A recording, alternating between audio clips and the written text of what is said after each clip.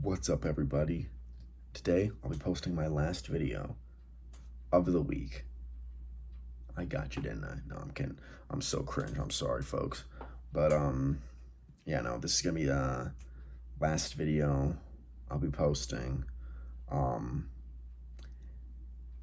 until Tuesday. I'm gonna record Monday night, and then I'll be uploading Tuesday morning. Going home for the weekend.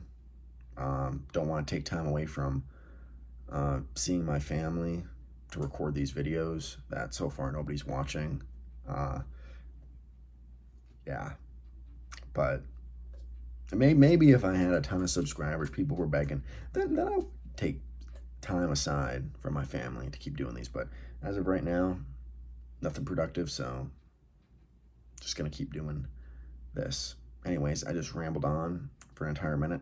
I didn't even tell you what we were getting into in the video.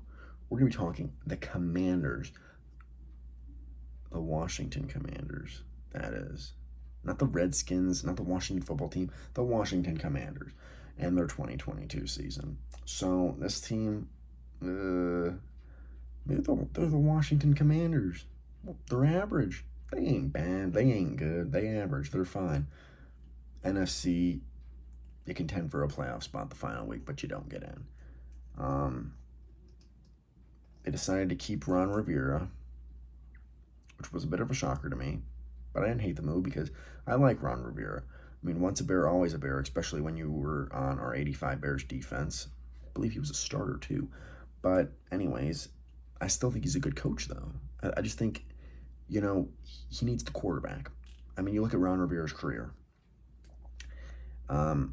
His best years were Cam Newton's best years, when he went 15-1 and got to the Super Bowl, only to lose to one of the greatest defenses we've ever seen and a top 3 quarterback all time.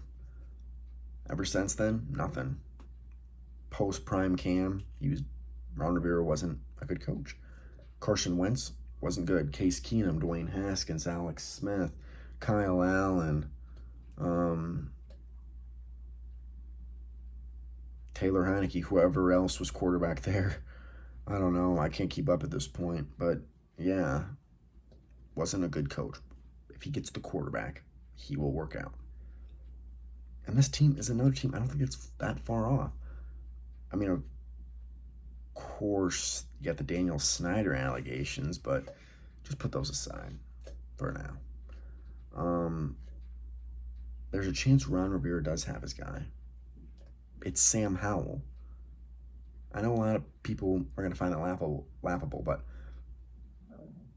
I watched Sam Howell his freshman year, his sophomore year, and his junior year at North Carolina, and I liked what I saw. Really good arm, athlete. He was productive at North Carolina, a basketball school. He made them relevant. I sort of questioned why Sam Howell didn't come back for his senior year. And then I found out how good Drake May was, and I think Sam Howell saw Drake May coming. And that's why he ended up declaring early. This quarterback draft class, was at the time projected to be way weaker than this upcoming draft. So I think that's another reason that dictated his decision. But still, he ended up being a 5th-round pick. Nothing too special, but eventually he got an opportunity to prove himself in the last game of the season against a great Dallas defense, and I thought he looked really well. He's a rookie, remember? There's rumors he might be the starter next season, week 1. I'm supportive of it, like what I've seen from him. You can't go into it with Carson Wentz. I'm surprised Carson Wentz got a 3rd shot. He's done.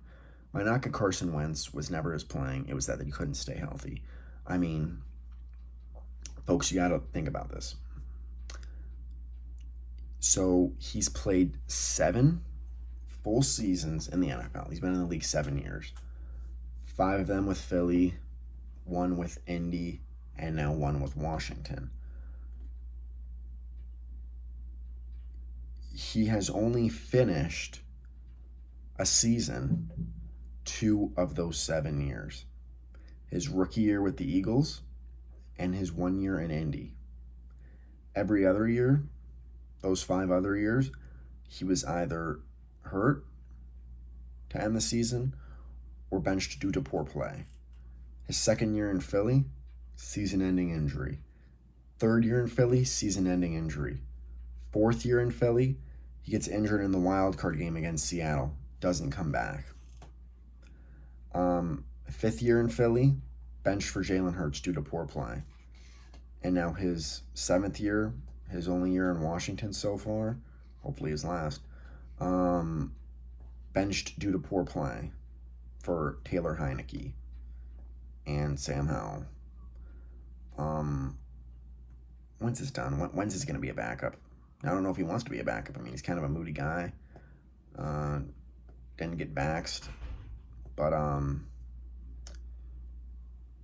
yeah, I don't know what's next for Wentz, but I don't think it's for this team, especially as the starter. Then you bring in Taylor Heinicke. I like Taylor Heinicke. I mean, his story is amazing. If you just like stories, that's an amazing story. What Heinicke was able to do. Start of the year as their 4th-string quarterback, undrafted from Old Dominion. I mean, the dude, he was on their practice squad. He had an actual job.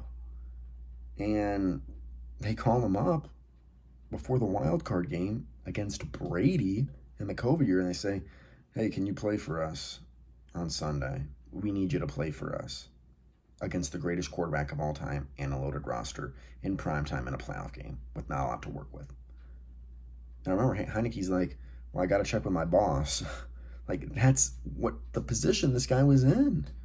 I have to check with my boss to see if I can take time off to go play in a frickin' playoff football game in the NFL against the GOAT. What? Nobody expected anything, but I remember Mike Tirico was calling the game with Collinsworth. And he goes, I think a lot of people, it might have been Mike Tirico and Tony Dungy. I'm not sure, but I know Mike Tirico for sure was calling the game. I remember Mike Tirico going, aren't people watching at home going, how is this guy at least not a backup? He was a 4th-string quarterback playing like a starter. He almost beat the GOAT. The Commanders almost beat the Buccaneers that year. But Brady, of course, did his GOATly thing. And when game mattered most, threw the team on his shoulders and got it done.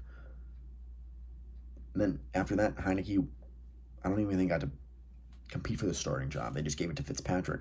Fitzpatrick gets injured first game with Heinicke's team the rest of the season. And it was even Heinicke's season, or it was even Heinicke's team majority of this season. So, yeah, I mean, again, Heinicke, great guy, great story.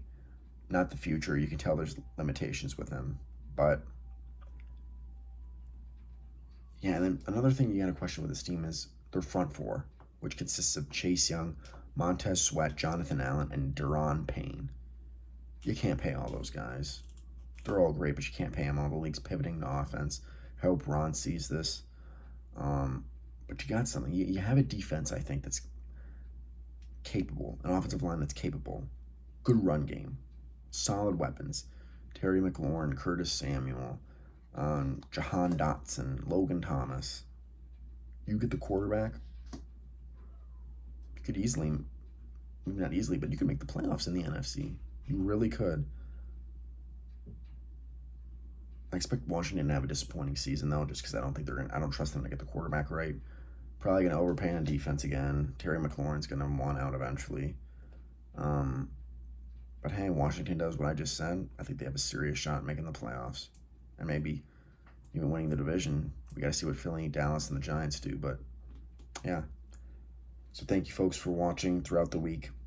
As I said, won't be uploading for 3 days in a row. Friday I'll upload. And then won't be uploading again until Tuesday. So no video Saturday, Sunday, or Monday coming out due to spending time with my family. I don't even think they know that I started this podcast, or I guess YouTube channel yet. But anyways, yeah, more content starting next week. We're halfway through going through every NFL team season. We'll do the other half next week. we're 16 in, 16 to go. 4 on Monday, 4 on Tuesday, 4 on Wednesday, and 4 next Thursday. And then, yeah, that'll be it. And then I'll see whether I want to continue this channel, where I'll go from here. And, yeah, that'll be it. Thank you guys for watching. Please like, comment, and subscribe. And see ya.